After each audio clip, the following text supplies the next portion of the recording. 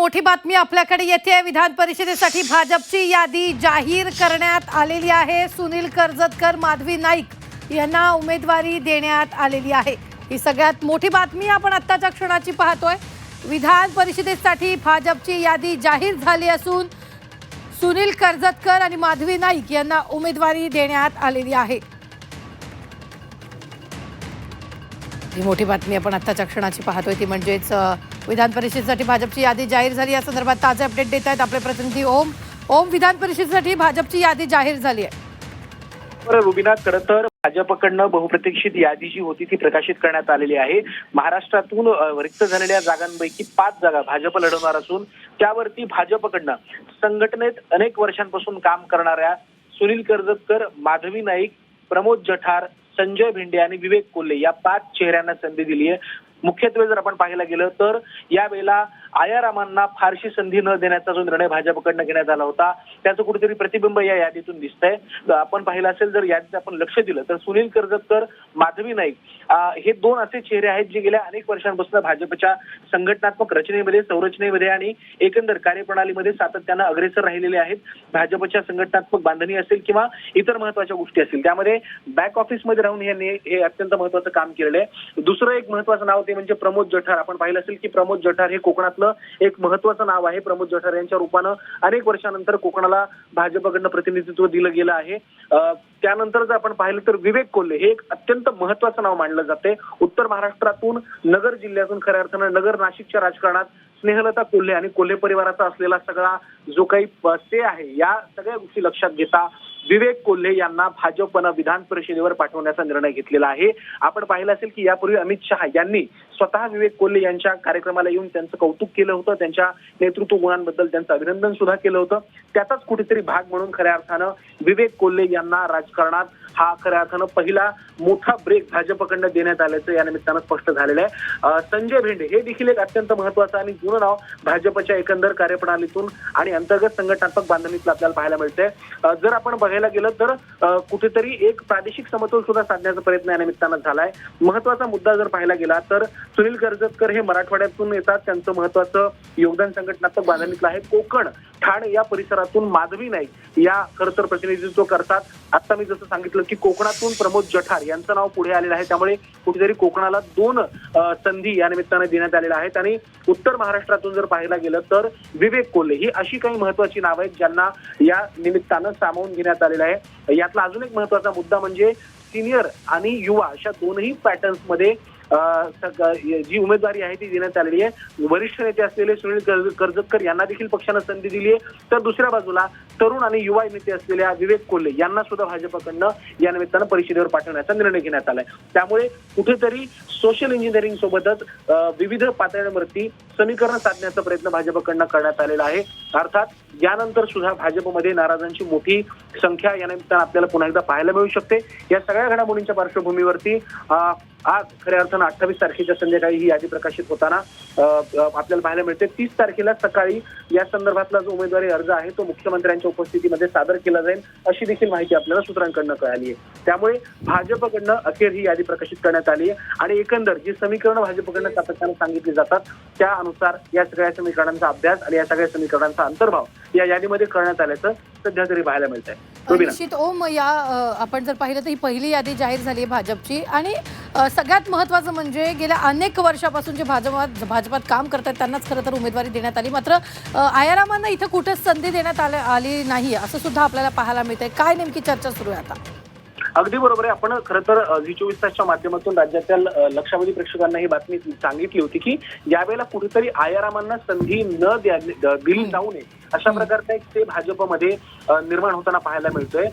खऱ्या अर्थानं जर आपण पाहिलं असेल तर जी नावं मी सातत्यानं सांगतोय ज्यामध्ये खऱ्या अर्थानं माधवी नाईक असतील किंवा सुनील कर्जतकर असतील। सुनील कर्जतकर हे अगदी मुंडे महाजनांच्या काळापासून भाजपचे एक महत्वाचे शिलेदार राहिलेले। दुसऱ्या बाजूला संजय भेंडेंचं जर आपण पाहायला गेलं तर संजय भेंडे हे विदर्भातले नागपूरचे एक महत्वाचे भाजपचे आणि संघटनात्मक पातळीवरचे नेते मानले जातात। ते नागपूरचे सहकार क्षेत्राला सुद्धा एक महत्वाचं नाव आहे। ते राज्य कार्यकारिणीचे प्रमुख सुद्धा होते, सदस्य सुद्धा होते आणि राज्यातलं जे भाजपच्या कार्यालयांचं जे काही एक नेटवर्किंग आहे त्यामध्ये त्यांचा महत्वाचा रोल सुद्धा आहे। त्यासोबतच प्रमोद जठार आपण पाहिलं असेल की कोकणामध्ये नारायण राणे आणि राणे कुटुंबीय भाजपमध्ये येण्यापूर्वीपासून जठार हे भाजपमध्ये कार्यरत आहेत. भाजपचे कोकणातले एकमेव आमदार म्हणून देखील त्यांच्याकडे सातत्यानं अग्रेसर म्हणून पाहिलं गेलं होतं आणि त्या प्रमोद जठार यांना सुद्धा अनेक वर्षाच्या प्रतीक्षेनंतर आता कुठेतरी भाजपनं या यादीमध्ये सामावून घेतलेलं आहे.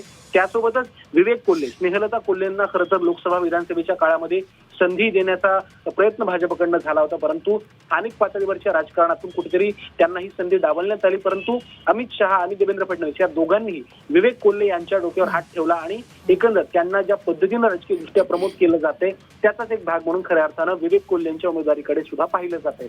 त्यामुळे खऱ्या अर्थानं आयारामांना कुठलीही संधी न देण्याचा निर्णय भाजपकडनं जो घेण्यात आला होता त्याला कुठेतरी या निमित्तानं न्याय देण्याचा प्रयत्न भाजपकडनं केला गेलाय हे यातून स्पष्ट होतंय. अर्थात या सगळ्या घडामोडींच्या पार्श्वभूमीवर आता भाजपनं या उमेदवारीच्या घोषणेनंतर नेमके काय इकोज येत आहेत, काय प्रतिध्वनी येत आहेत हे देखील पाहणारं तितकंच महत्वाचं. बरं ओम, गेल्या अनेक दिवसांपासून जेव्हापासून निवडणुकीची चर्चा सुरू झाली तेव्हापासून अनेक नेत्यांची नावं यासाठी चर्चेत होती. भाजपच्या अनेक नेत्यांची नावं चर्चेत असताना आता उमेदवारी यादी जाहीर झाल्यानंतर मोठ्या प्रमाणात नाराजी भाजपमध्ये दिसू शकते.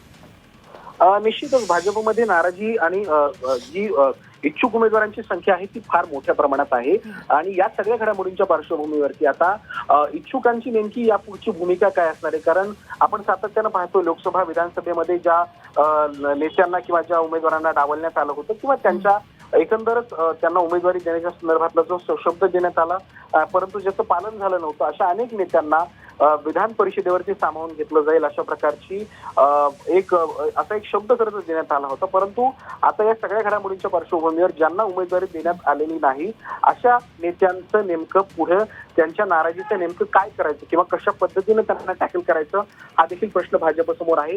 आपण पाहतोय की या वर्षी विधान परिषदेच्या जवळपास 22 ते 24 जागांची निवडणूक होणार आहे आणि त्यापैकी जवळपास अंदाजे 15 ते 17 जागा भाजपच्या पारड्यात असणार आहेत. त्यामुळे या रिक्त जागांवरती आपल्या ज्या सगळ्या नाराज उमेदवारांची कुठेतरी मनधरणी करण्याचा प्रयत्न होतोय का आणि जे नाराज आहेत त्यांना पुढच्या टर्ममध्ये पुढच्या निवडणुकीच्या एकंदर या सगळ्या प्रक्रियेमध्ये सामावून घेतलं जाते का हे देखील पाहणं महत्वाचं ठरणार आहे. मात्र तुर्तास तरी भाजपकडनं जुन्या आणि ज्येष्ठ नेत्यांना या सगळ्या प्रक्रियेमध्ये आणि एकंदर विधान परिषदेच्या यादीमध्ये सामावून घेतल्याचं या सगळ्या यादीतून स्पष्ट होतं. ओम, ही यादी पाहता मुंबई जर आपण वगळली तर राज्यातल्या 5 विभागांमधून उमेदवारांना संधी दिली असं वाटतंय? निश्चितच. खरं तर आपण या संदर्भात सुद्धा सकाळी झी24 तासच्या माध्यमातून महाराष्ट्रातल्या जनतेला ही माहिती दिली होती. कुठेतरी मुंबईच्या विभागाला या 6 जागांपैकी या 5 जागांमध्ये जी निवडणूक यावेळेला होते त्यामध्ये स्थान दिलं जाणार नाही. मुंबईच्या संदर्भातली जी माहिती आहे ती खरं तर मुंबईच्या संदर्भातली जी जागा आहे ती या पुढच्या टर्ममध्ये ज्या स्थानिक स्वराज्य संस्थांच्या माध्यमातून विधान परिषदेच्या जागा निवडल्या जाणार आहेत त्यामध्ये मुंबईच्या 2 जागा असतील आणि त्यावेळेला कुठेतरी मुंबईला प्रतिनिधित्व देण्याचा प्रयत्न भाजपकडनं केला जाणार आहे अशा प्रकारचे स्पष्ट संकेत भाजपच्या शीर्षस्थ नेत्यांकडनं उच्चपदस्थ नेत्यांकडनं देण्यात आले होते. त्यामुळे मुंबईतून एकही नाव नसलं तरी सुद्धा ही सरप्राइझिंग गोष्ट फारशी म्हणावी लागणार नाही, कारण याबाबत आपण सकाळी सुतवाच केलं होतं. परंतु कुठेतरी प्रादेशिक समतोल राखण्याचं काम या निमित्तानं आता आपल्याला करावं लागणार आहे असं या सगळ्या रचनेतून भाजपच्या नेत्यांचं सुद्धा म्हणणं आपल्याला यातून दिसून येते. त्यामुळे एकंदर या सगळ्या गोष्टी पाहता भाजपच्या यादीवर अनेकांच्या नजरा खेळून होत्या. आता उत्सुकता असणार आहे ती म्हणजे महायुतीच्या इतर घटक पक्षांच्या आणि त्यासोबतच महाविकास आघाडीच्या नेत्यांच्या विधान परिषदेच्या नावांच्या यादीची सुद्धा. त्यामुळे इतर याद्या कधी येत आहेत ते पाहावं लागेल. बरं, ही यादी जाहीर करण्याआधी सगळ्यात महत्त्वाचं धोरण भाजपनं स्वीकारल्याचं सुद्धा कळत होतं ओम गेल्या काही दिवसांपासून. जे विधानसभा आणि लोकसभा निवडणुकीत पराभूत झाले त्यांना उमेदवारी द्यायची नाही असं सुद्धा ठरलेलं होतं, अशी चर्चा होती. अगदी बरोबर. त्याच दृष्टिकोनातून जर आपण पाहायला गेलं तर माधवी नाईक, सुनील कर्जतकर, संजय भेंडे, विवेक कोल्हे आणि प्रमोद जठार यापैकी कुणीही आता 2024 मध्ये विधानसभा अथवा लोकसभेची निवडणूक लढवलेली नव्हती. त्यामुळे ज्या व्यक्तींना ज्या मंडळींना विधानसभा लोकसभा निवडणुकीमध्ये पराभव स्वीकारावा लागला त्यांचं कुठेही पुनर्वसन या निमित्तानं झालेलं नाही हा सुद्धा संकेत किंवा त्यांचं पुनर्वसन आम्ही करणार नाही हा जो संकेत होता, हा जो संदेश होता तो भाजपनं या निमित्तानं पाळल्याच या यादीतून स्पष्ट होते. अनेक जे पराभूत उमेदवार होते त्यांनी सातत्यानं रवींद्र चव्हाण असतील किंवा मुख्यमंत्री देवेंद्र फडणवीस असतील यांच्या सातत्यानं भेटीगाठी घेऊन आपल्या उमेदवारीसाठी लॉबिंग केली होती, परंतु ही लॉबिंग कुठेतरी कामी आलेली नाही हे यातून स्पष्ट होतंय. अर्थात मराठवाड्यातून या संदर्भात कुठलं नाव येणार याची देखील उत्सुकता होती. त्यामुळे या सगळ्या गोष्टी पाहता मराठवाड्याला कुठेतरी या निमित्तानं प्रतिनिधित्व देण्यात आलं नाही आलं किंवा एकंदरच या सगळ्या गोष्टीची चर्चा जी होती ती सुद्धा आता या निमित्तानं संपुष्टात आलेली आहे. सुनील कर्जतकर यांच्या रूपानं अत्यंत ज्येष्ठ आणि संघटनात्मक बांधणीतला संघटनात्मक रचनेतला एक व्यक्ती या निमित्तानं विधिमंडळाच्या सभागृहामध्ये जाताना पाहायला मिळणार आहे. कर्जतकर यांनी मुंबई महापालिका निवडणुकीमध्ये सुद्धा अनेक प्रकारच्या महत्वाच्या जबाबदाऱ्या ज्या बॅक ऑफिसमध्ये राहून करायच्या असतात त्या निभावलेल्या आहेत. त्यामुळे कर्जतकर यांचं नाव हे अनेक अर्थांनी महत्वाचं ठरतं. त्यामुळे या सगळ्या घडामोडीच्या पार्श्वभूमीवरती भाजपची यादी अखेर जाहीर झाली आहे आणि त्यातून या महत्वाच्या नावांना पुन्हा एकदा संधी देण्यात आल्याचं स्पष्ट होत आहे. निश्चितच मात्र या सगळ्या दरम्यान जर आपण ओम पाहिलं सगळ्यात महत्त्वाचं म्हणजे आता आयरामानं यात संधी दिलेली नाही आणि स्पेशली या निवडणुकीसाठी जर आपण पाहिलं तर अनेक नेत्यांनी भाजपात प्रवेश सुद्धा केलेला होता. आता नेमकं त्या संदर्भात काय भाजपकडून खबरदारी घेतली जाणार? निश्चितच अनेक इच्छुकांची या निमित्तानं अशी इच्छा होती की आपल्याला विधान परिषदेवरती संधी मिळावी. अगदी काल संध्याकाळपर्यंत रवींद्र चव्हाण असतील, मुख्यमंत्री देवेंद्र फडणवीस असतील किंवा भाजपचे इतरही शीर्षस्थ नेते ज्यांना भाजपच्या निर्णय प्रक्रियेमध्ये महत्वाचं स्थान आहे, अशा अनेक नेत्यांच्या गाठीभेटी घेण्याचं काम या सगळ्या इच्छुक नेत्यांकडनं केलं जात होतं. परंतु अंतिमतः जी यादी भाजपकडनं 30 नावांची पाठवण्यात आली होती त्यातील 14 नावांवरती कालपासून खल सुरू होता आणि खरं तर काल संध्याकाळी ही यादी जी होती ती तयार होती परंतु ती आज खऱ्या अर्थानं प्रकाशित करण्यात आली. त्यामुळे या दरम्यान या 24 तासात नेमकं काय घडलं हे देखील पाहणं तितकंच महत्वाचं ठरतं. या दरम्यान काही वेगळ्या नावांचा विचार भाजपकडनं झाला का हा देखील एक प्रश्न महत्वाचा ठरतोय.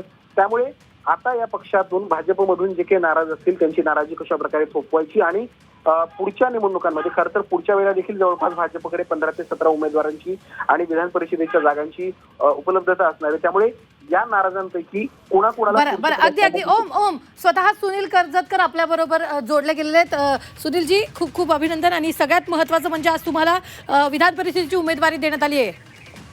येस, मी 43 वर्ष संघटनेत काम करतो. पक्षाने माझ्या कामाची, निष्ठेची आणि संघटनेतल्या कार्यकर्त्याची बूज ज्याला राखलं म्हणतात किंवा कार्यकर्त्याला न्याय देणं म्हणतात त्याच पक्षाने माझ्यासाठी केलेलं आहे. निश्चितच काही तांत्रिक कारणांमुळे आपला संपर्क त्यांच्याशी तुटलेला स्वतः सुनील कर्जतकर यांना विधान परिषदेची उमेदवारी देण्यात आलेली. ओम आपल्याबरोबर जोडले गेलेत. ओम, तुम्ही सांगितल्याप्रमाणे 43 वर्षापासून सुनील कर्जतकर हे पक्षात सक्रिय आहेत आणि आज त्यांना विधान परिषदेची उमेदवारी देण्यात आली आहे. अगदी बरोबर आहे. खरं तर रुबीना आपण पाहिलं असेल की ज्यावेळेस विधान परिषदेच्या नावांची चर्चा सुरू होती त्यावेळेला भाजपच्या शीर्षस्थ नेत्यांनी ऑफ रेकॉर्ड बोलताना ही गोष्ट स्पष्ट केली होती की आम्ही यावेळेला संघटनात्मक पातळीवर काम करणाऱ्या नेत्यांना आणि पदाधिकाऱ्यांना ज्यांनी अनेक वर्ष काम केलंय त्यांना या निमित्तानं सामावून घेण्याचा प्रयत्न करणार आहोत. कुठल्याही पद्धतीमध्ये ज्यांचे इन्कमिंग झाले अशा कुठल्याही आयाराम नेत्याला यावेळेला संधी दिली जाऊ नये अशा प्रकारचा. बरं ओम, एक सेकंदासाठी थांबवते. माधवी नाईक सुद्धा आपल्या बरोबर जोडल्या गेलेल्या आहेत. माधवीजी स्वागत आहे झी 24 तास मध्ये. आज उमेदवारी जाहीर झाली, पक्षानं उमेदवारी जाहीर केली आहे. येस, बोला माधवीजी. हो, काही नाही, खूपच एखाद्या कार्यकर्त्याची काय भावना असणार. आनंद आहे निश्चितच आणि पक्षाचे खूप आभार. मला असं वाटतं की ही देखील एक प्रकारे नवीन जबाबदारीच दिली आहे मला पक्षाने, त्यामुळे ती पूर्ण निष्ठेने पूर्ण करण्याचा प्रयत्न करेल. बरं माधवीजी, किती वर्षापासून तुम्ही भाजपमध्ये सक्रिय आहात? अनेक वर्ष, 97 ते 2007 मी ठाणे महानगरपालिकेमध्ये नगरसेविका होते. तर 97ला मी पहिली निवडणूक लढवली. हाच माझा भारतीय जनता पक्षातला प्रवेश होता आणि तेव्हापासून आजतागायत वेगवेगळ्या जबाबदाऱ्यांमध्ये पक्षासाठी काम करत राहिले. निश्चित. धन्यवाद. माधवी नाईक भाजप उमेदवार आपल्याबरोबर जोडल्या गेलेल्या होत्या, त्यांना सुद्धा उमेदवारी देण्यात आलेली आहे. ओम आपले प्रतिनिधी आपल्यासोबत आहेत. ओम, आपण ऐकल्याप्रमाणे गेल्या अनेक वर्षांपासून अगदी ओम काही सेकंदासाठी पुन्हा थांबवते. प्रमोद जठार सुद्धा आपल्याबरोबर जोडले गेले आहेत. प्रमोदजी खूप स्वागत आहे झी 24 तास मध्ये. आज पक्षाने उमेदवारी जाहीर केली आहे. थँक्यू. माझ्यावर विश्वास दाखवल्याबद्दल महाराष्ट्राचे नेते देवेंद्रजी फडणवीस साहेब आणि पक्षाचे आमचे अध्यक्ष रवींद्रजी चव्हाण साहेब, त्याचबरोबर माझ्या सगळ्या भारतीय जनता पक्षाच्या नेत्यांचे आभार, दिल्लीतल्या माझ्या सगळ्या प्रतिष्ठित नेत्यांचे आभार, ज्यांच्यामुळे मला पुन्हा एकदा कोकणाच्या राजकारणामध्ये म्हणा किंवा सेवा करण्याची पुन्हा एकदा संधी दिली. निश्चितच खूप खूप धन्यवाद. Pramod Jathar Thank you, Bhajap thank you. उमेदवार आपल्या बरोबर जोडले गेलेले होते. आता जर आपण पाहिलं तर गेल्या अनेक वर्षापासून जे पक्षात सक्रिय आहेत तरी त्यांना भाजपला आता उमेदवारी दिल्याचं पाहायला मिळत आहे. आयरामांना कुठलीही संधी यावेळेला देण्यात आलेली नाही, मात्र भाजपकडून सगळीच खबरदारी घेण्यात येईल असं सुद्धा आपल्या प्रतिनिधींनी आपल्याला सांगितलं. ओम, धन्यवाद ताजे अपडेट देण्यासाठी. आम्ही वेळोवेळी तुमच्याकडून या संदर्भातले ताजे अपडेट घेत राहणार आहोत.